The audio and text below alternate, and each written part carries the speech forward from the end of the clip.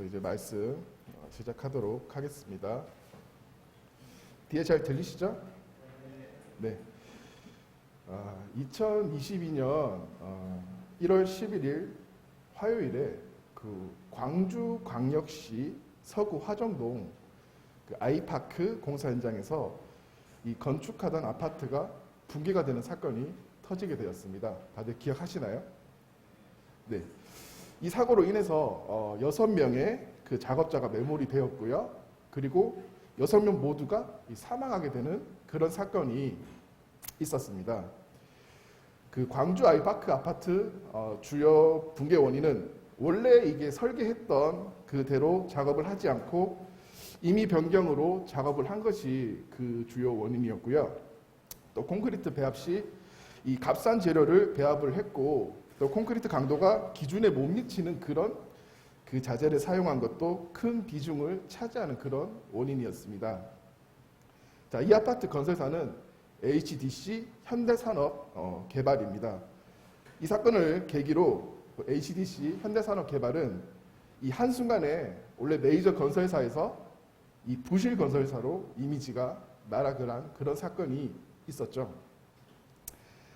오늘 본문 말씀은 고린도전서 3장 10에서 15절 말씀입니다.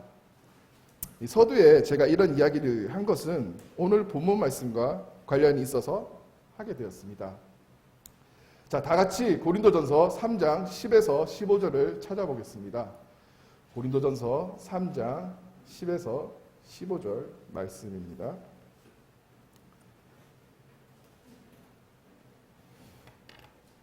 청년 형제 중에서 가장 잘생기셨다 생각하시는 분이 읽어주셨으면 좋겠습니다.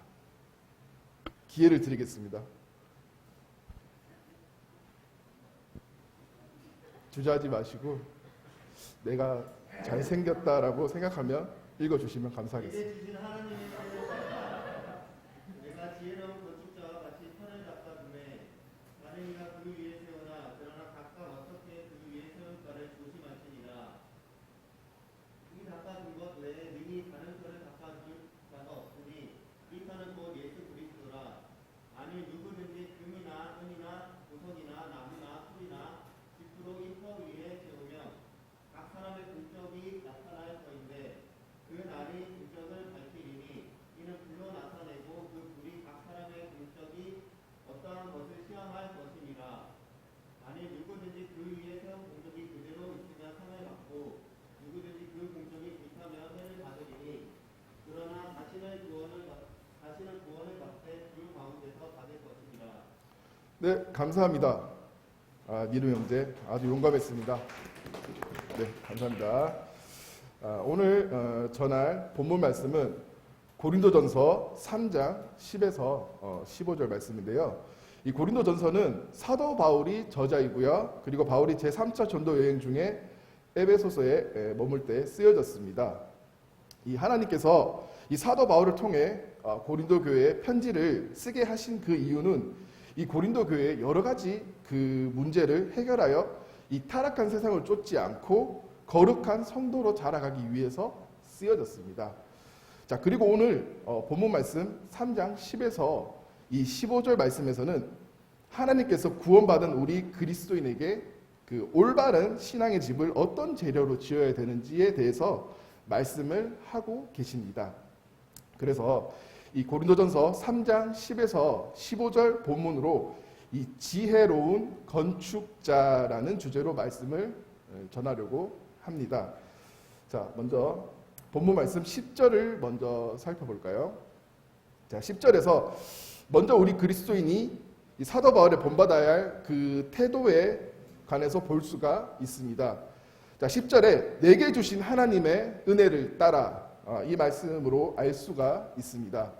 자, 사도 바울은 이 자신이 행했던 그 모든 일들이 이 자신의 업적이 아닌 하나님의 전적인 은혜라는 것을 먼저 밝히고 또 인정하고 있습니다.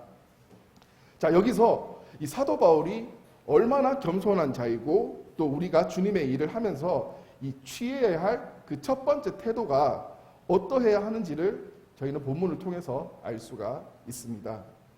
이 그리스도인이 주의 일을 하면서 가장 먼저 이 취해야 할 그 태도는 이 사도 바울이 한 것처럼 모든 것이 하나님의 은혜로 되었음을 먼저 인정을 하는 것입니다.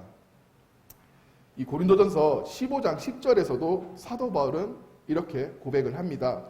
그러나 내가 나된 것은 하나님의 은혜로 된 것이니 내게 주신 그의 은혜가 헛되지 아니하여 내가 모든 사도보다 더 많이 수고하였으나 내가 한 것이 아니요 오직 나와 함께 하신 하나님의 은혜로라. 사도 바울의 이 고백처럼 자신이 직접 고린도 지역을 이렇게 돌아다니면서 많은 노력을 통해 직접 교회를 세웠지만 사도 바울은 그 모든 것이 다 하나님의 은혜로 고백하며 주께 영광을 돌리는 모습을 볼 수가 있습니다. 자, 사도 바울과 같은 그런 마음가짐이 우리가 지혜로운 건축자가 되기 위한 첫 걸음이라고 저는 생각이 됩니다. 이 주의 일을 하면서 내가 성취하였던 부분에 또 교만하지 않고 온전히 주님께 영광을 높여드리는 그런 신앙생활을 할 수 있게 될 것이라 저는 생각이 됩니다. 그리고 사도 바울이 이 사도로서의 그 힘든 사역을 감당할 수 있었던 것도 이 자신의 능력이 아니고 오직 그 하나님의 그 은혜, 즉 하나님의 그 능력으로 아니라는 것을 하나님의 능력이 아니면 불가능한 것이라는 것을 이 본문을 통해서 알 수가 있습니다. 사도 바울은 이 고린도 지역의 모임을 시작하는 데 있어서 이 자신이 감당했던 역할을 내가 지혜로운 건축자와 같이 터를 닦아 두매라는 말로 묘사를 하였습니다. 사도 바울은 이 고린도 지역에 와서 이 그리스도와 또 그분의 십자가 대속 사역을 증거를 하였습니다. 그 결과 많은 영혼들이 구원받고 또 지역교회가 개척이 되었습니다. 그리고 10절에 보시면 다른 이가 그 위에 세우나라고 덧붙입니다. 이 말씀은 의심할 여지 없이 사도 바울의 뒤를 이어 고린도 교회를 방문해서 이미 개척된 교회를 경고히 했던 다른 교사들을 가리킵니다.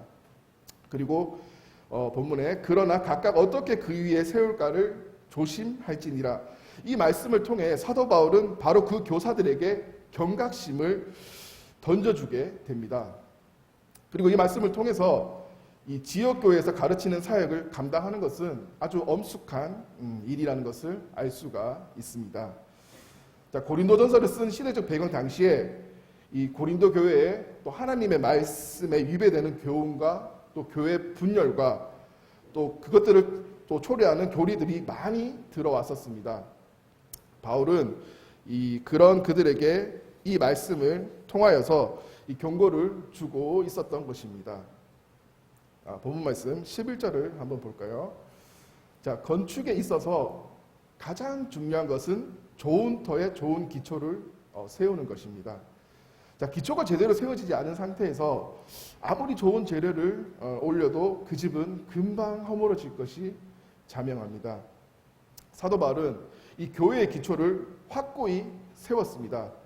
우리 신앙에 있어서 단 하나의 믿음에 반석되시는 그 예수 그리스도가 그 기초가 되었습니다. 자, 11절에서 다른 터를 닦아 둘 자가 없으니.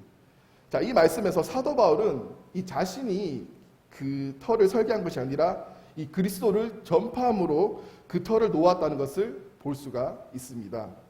그리고 그 터는 이 사도 바울이 예수 그리스도라는 것을 분명하게 밝히고 있습니다. 자, 건축에서 가장 기초적이고 중요한 것이 터를 닦는 것이라고 했었죠. 즉 기초를 이 튼튼히 하여야지만 그 위에 또 좋은 집을 건축할 수가 있는 것인데요. 그런데 그 터는 세상에서 그 어떤 것보다 가장 튼튼한 믿음의 반석 되시는 예수 그리스도께서 이미 기초가 되셨습니다. 자, 그렇다면 터에는 전혀 문제가 없으며 이제는 그 터 위에 어떤 재료로 건물을 올려서 견고히 쌓느냐는 그것이 중요한 문제가 되겠지요. 자, 서두에 제가 아까 이야기했던 광주 아이파크 사건을 잘 떠올려 보면 기초에는 문제가 없었습니다. 하지만 이 건축물이 올라가면서 원래 그 설계했던 대로 하지 않고 뭐 건설사들의 그 고질적인 그 문제 중에 하도 그 방식에 문제가 있습니다. 본청에서 뭐 하청에서 하청, 재하청을 이렇게 주다 보니까 이 이윤이 남아야 하는 그 하청 업체에서 이 부실한 재료를 사용하여서 이윤을 남길 수밖에 없는 그런 아주 악질적인 구조인 거죠. 자, 이러한 구조로 인해 설계된 지정된 재료가 아닌 이 부실한 재료를 쓰고 그마저도 개수를 이렇게 줄여가면서 시공하였기에 이런 일이 벌어지게 되었던 것입니다. 완공을 눈앞에 두고 있던 아파트가 단 한순간에 무너져 내리게 되었습니다. 그리고 그 시공을 담당했던 HDC 현대산업개발이라는 메이저 건설사가 오래도록 이루어 놓은 그 명성이 단 몇 분도 안 되는 그 한순간에 이미지가 부실시공 건설사로 낙인이 찍히게 됩니다. 자, 12절 말씀처럼 이 건축을 할 때 재료가 얼마나 중요한지 사도 바울은 본문에서 분명히 말하고 있습니다. 자, 반대로 이 지혜로운 건축자가 아주 튼튼한 설계와 또 그에 합당한 좋은 재료로 건축을 하면 그 시너지는 배가 되는 것이고 또 당연히 그 건축물의 결과는 좋을 것이 분명합니다. 이 교회의 기초는 예수 그리스도이시고요. 우리는 하나님의 집을 짓는 건축자입니다. 자, 지역교회에서 가르침의 그 사역은 그 가치가 여러 등급으로 나누어집니다. 어떤 가르침은 이 지속적인 가치를 지니고 있어서 이 본문에서 말한 것과 같이 금이나 은이나 혹은 또 보석에 견주어질 수가 있습니다. 다른 한편으로 이 지역교회 내에서의 가르침의 사역은 이 사라져 버리는 가치를 갖는 것이거나 아예 전혀 가치 없는 일이 될 수도 있습니다. 자, 이 같은 가르침은 나무나 풀이나 짚으로 집을 짓는 것에 비유가 되겠습니다. 자, 하나님께서는 이 사도 바울을 통해 분명히 말씀하십니다. 가르침에 있어서 신중해야 하며 금이나 은이나 보석과 같이 지속적인 가치를 지닐 수 있는 가르침을 행해야 한다는 것을 이 본문을 통해서 하나님께서는 말씀을 하고 계십니다. 그래서인지 저도 이 설교를 준비할 때마다 참 많은 부담이 됩니다. 제가 누군가를 가르칠 만한 자격과 능력은 전혀 안 되지만 하나님의 은혜로서 이 하나님께서 이 우리 청년들 앞에 설교를 할 수 있도록 세워주시고 또 맡겨주셨기에 이 준비에 있어서 참 많이 신중해집니다. 다른 이들은 저에게 간혹 뭐 청년의 설교 잠깐 하는데 뭐 어려워? 뭐 이런 식으로 뭐 대충 준비하면 되지 이런 식으로 얘기를 하시는 분도 있고요. 참 쉽게 그렇게 말을 하시는 분들이 간혹 있는데 그럴 때면 제가 가슴 속에 그 예본성이 갑자기 막 올라와갖고 막 이럴 때가 있는데 참 이 30분 가량의 설교를 준비하는데 정말 많은 시간과 또 노력들이 소비가 됩니다. 또 제가 또 일을 하고 있기 때문에 퇴근 후에 또 준비를 해야 돼서 제대로 쉬지도 못하고 설교하기 2주 전부터는 거의 뭐 설교에 계속 매달리고 있기 때문에 좀 많이 힘들고 그런 상황인데요. 자, 제가 이렇게 힘들게 준비하는 것도 이 하나님의 말씀을 전하는 데 있어서 신중해야 되고 또 금과 은이나 보석처럼 그 가르침이 우리 청년들에게 지속적인 가치를 지닐 수 있기를 그런 바라는 마음에 그렇게 힘들게 준비를 하는 것 같습니다. 자, 여담으로 저는 셋째 주에 고정으로 청년의 설교를 합니다. 근데 오늘 둘째 주죠. 1월 초에 조정희 목사님께서 이 설교 스케줄을 이 카톡으로 이렇게 공지를 해주셨습니다. 셋째 주가 명절이어서 이 청년회가 없어서 저는 이번 달 설교에 빠지게 되었습니다. 그래서 자매에게 여보 나 이번 설교 없어. 나이스. 예. 막 그랬었거든요. 이랬는데 이제 주님께서는 저의 마음이 나태해질까봐 김기웅 선생님께서 연말정산으로 너무 바쁘셔서 대신에 제가 이제 준비하고 지금 이 자리에 서 있습니다. 계속 새벽 한 3시까지 계속 2주 동안은 이렇게 잠을 못 잤던 것 같아요. 사실 12월부터 이게 청년의 크리스마스 준비로 참 설교가 없어서 많이 나태해져 있었습니다. 제가 그런 저의 마음을 아시고 주님께서 이렇게 꽉 붙들어 주셔서 너무 감사가 됩니다.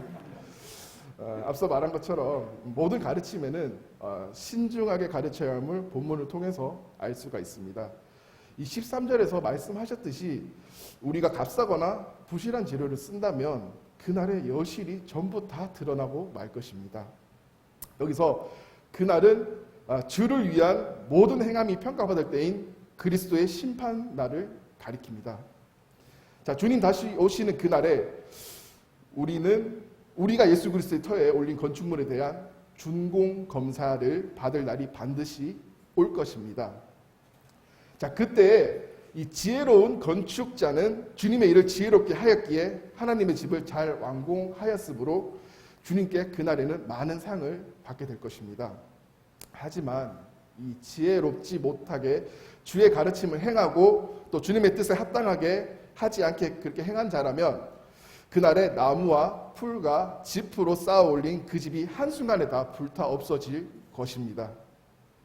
결국은 이 하나님 앞에서 부끄러운 구원을 받게 된다는 그런 뜻이겠죠.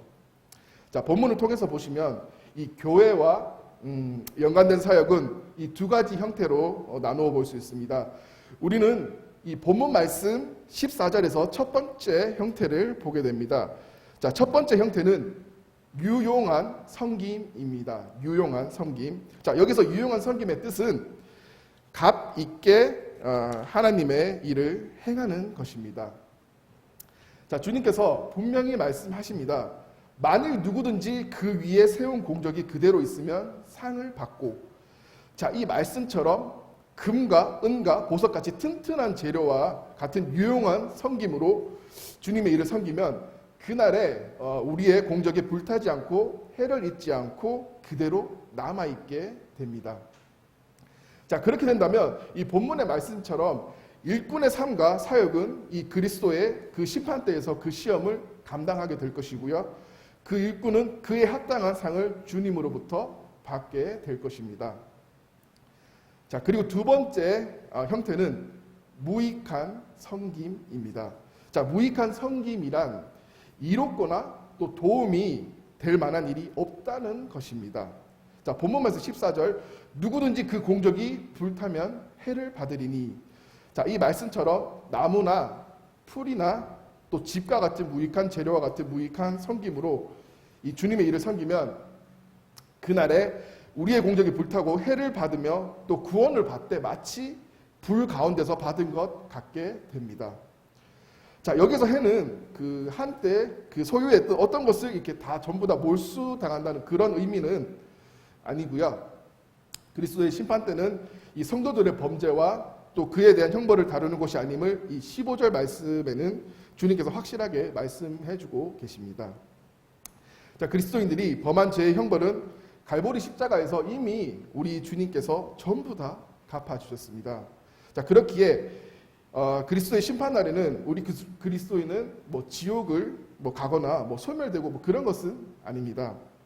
다만 우리가 이 땅에서 주를 위해 행했던 그 공적에 대한 상급에 대해서 심판을 받는 그런 날입니다.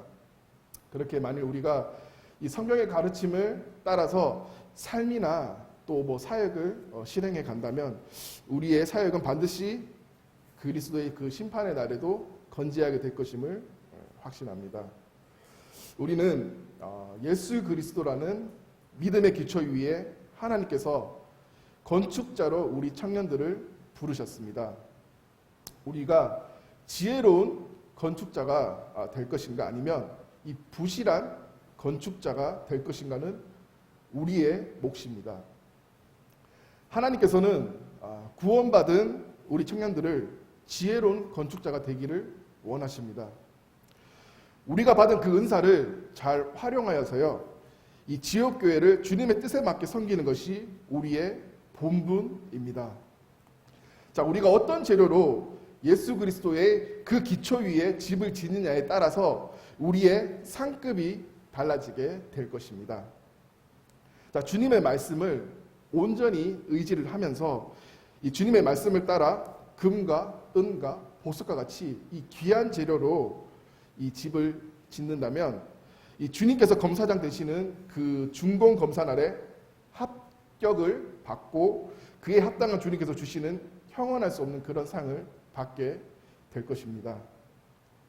하지만 그리스도인으로서 뭐 구원은 받았는데 주님께서 주신 그 은사를 잘 활용하지 못하고 주님의 뜻에 합당하지 않게 살게 된다면 예수 그리스도의 기초 위에 나무나 풀이나 짚으로 짓게 되는 우를 범하게 되는 것입니다.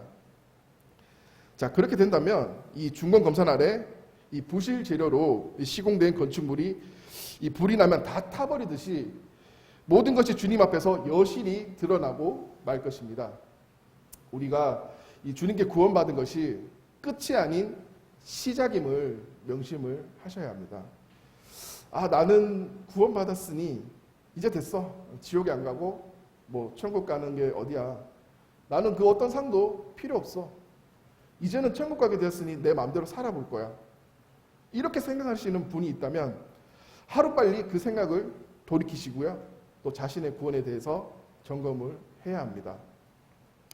마태복음 7장 23절 보시면 그때 내가 그들에게 밝히 말하되 내가 너희를 도무지 알지 못하니 불법을 행하는 자들아 내게서 떠나가리라 하리라. 이 말씀처럼 구원받는 줄 알고 착각하다가 마지막 날에는 주님께서 모른다 하실 수 있는 최악의 상황이 올 수도 있습니다. 이 땅에서의 삶은 단 한 번뿐입니다. 우리가 이 땅에서 주와 복음을 위해서 행한 대로 주님께서 그리스도의 심판날에 우리에게 그 상급을 주실 것입니다. 구원받은 것만으로도 안심하지 말고 정말 주님께서 우리에게 주신 은사를 잘 활용하여서 지역교회에서 각자 자신이 맡은 바 유용한 섬김으로 주님의 칭찬받는 주의 자녀가 되기를 원합니다. 오늘 본문 말씀에서는 이 사도 바울이 고린도 지역교회에서 가르침에 대해서 이 경각심을 주는 그런 말씀이었지만 넓게 보면 이 주의 일을 행하는 모든 자에게 경각심을 주는 그런 말씀이 될 수도 있다는 생각이 됩니다. 이 고린도 교회에 이 하나님의 그 말씀에 위배되는 교훈과 또 교회 분열을 초래하는 교리를 갖고 들어오는 그 하나님의 말씀에 위배되는 자같이 하지 말아야 할 것입니다. 자, 주님께서 우리에게 원하시는 교회의 모습은 이러한 것입니다. 고린도전서 15장 58절을 펴보겠습니다. 고린도전서 15장 58절입니다. 네, 찾으셨으면 다 같이 읽겠습니다. 그러므로 내 사랑하는 형제들아 견실하며 흔들리지 말고 항상 주의 일에 더욱 힘쓰는 자들이 되라. 이는 너희 수고가 주 안에서 헛되지 않은 줄 알미라. 이 말씀처럼 우리는 견실하며 흔들리지 말고 항상 주의 일에 더욱 힘쓰는 그런 자들이 되기를 바랍니다. 자, 그렇게 한다면 우리는 주님께서 검사장 되시는 중공검사 날에도 금과 은과 보석과 같은 그 좋은 재료로 건축하였기에 이 불과 같은 그 어떤 것에도 타지 않으므로 이 중공 합격을 받고 그에 합당한 상을 받게 될 것입니다. 정리하고 마치도록 하겠습니다. 자, 첫 번째, 이 지혜로운 건축자는 하나님의 은혜를 따라 주의 일을 행할 때 엄숙하게 하여야 합니다. 자, 그리스도인이 주의 일을 하면서 가장 먼저 취해야 할 태도는 이 사도 바울이 한 것처럼 모든 것이 하나님의 은혜로 되었음을 먼저 인정을 하는 것입니다. 그리고 이 지역교회에서 가르치는 사역을 이 감당하는 것은 엄숙한 일이라는 것을 명심을 하셔야 합니다. 지역교회에 가르치는 사역은 목사님만을 뜻하지 않습니다. 우리 모두가 지역교회에서 가르치는 일을 할 수가 있습니다. 주일학교에서 교사로서 아이들에게 가르침을 전할 수도 있고요. 그리고 학생회에서 학생들에게 또 교사로서 가르침을 전할 수도 있고요. 그리고 청년회에서 청년회 교사로서 또 가르침을 전할 수도 있습니다. 그리고 또 우리가 소그룹 활동을 하면서 뭐 그룹 리더로 가르침을 전할 수 있는 그런 기회가 모두에게 있습니다.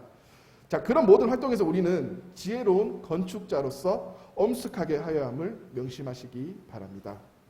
자, 두 번째, 이 지혜로운 건축자는 예수 그리스도의 터 위에 좋은 재료로 주님의 집을 건축을 하여야 합니다. 자, 주님께서는 아들의 희생을 통해 우리를 위해서 예수 그리스도라는 그 믿음의 반석 되시는 그런 기초를 세워주셨습니다.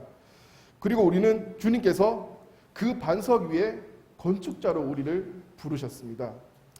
우리가 하나님의 은혜로 구원받고 주님께서는 우리에게 가장 잘 맞는 은사를 선물로 주셨습니다. 우리의 은사를 찾아 개발하고 우리가 정말 지옥교회를 위해 그 은사를 잘 활용하여서 참 주님께서 기뻐하시고 원하시는 그 지혜로운 건축자가 되기를 바랍니다. 자, 세 번째, 이 지혜로운 건축자는 유용한 섬김으로 지옥교회를 섬겨야 합니다. 자, 이 땅에서의 삶은 한 번뿐입니다. 그 삶을 통해서 우리는 주님께 평가를 받게 됩니다. 자, 청년 여러분, 혹시 부끄러운 구원을 받으시기를 원하십니까? 아무도 그런 분이 없으시죠. 자, 그것이 아니라면 우리는 고린도전서 15장 58절처럼 그러므로 내 사랑하는 형제들아 견실하며 흔들리지 말고 항상 주의 일에 더욱 힘쓰는 자들이 되라. 이는 너희 수고가 주 안에서 헛되지 않은 줄 알미라. 이 말씀처럼 우리는 견실하고 흔들리지 말고 항상 주의 일에 더욱 힘쓰는 지혜로운 건축자가 되어야 함이 마땅합니다.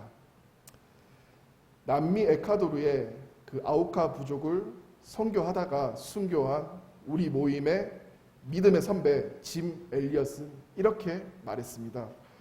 영원한 것을 얻기 위해 영원하지 않는 것을 버리는 자는 바보가 아니다.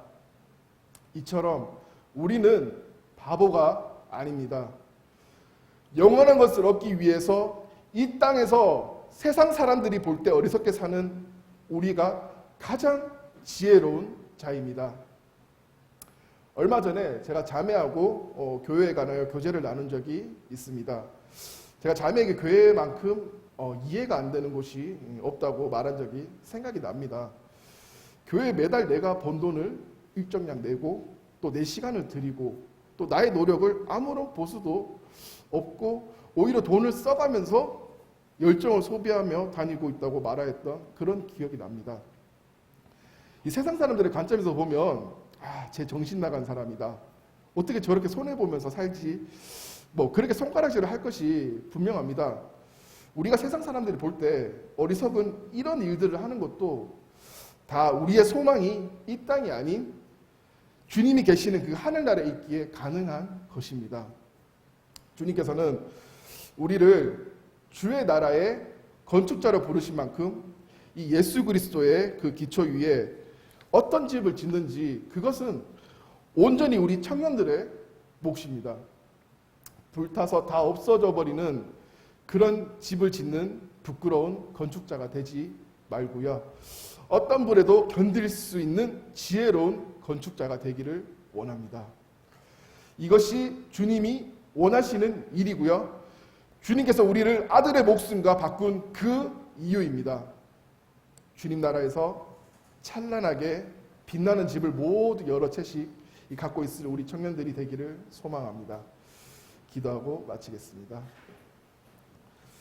하늘에 계신 우리 아버지의 그 크신 사랑으로 우리를 구원하여 주시고 믿음의 반석 되시는 예수 그리스도를 기초로 우리를 주님의 나라의 건축자로 불러주심에 감사드립니다.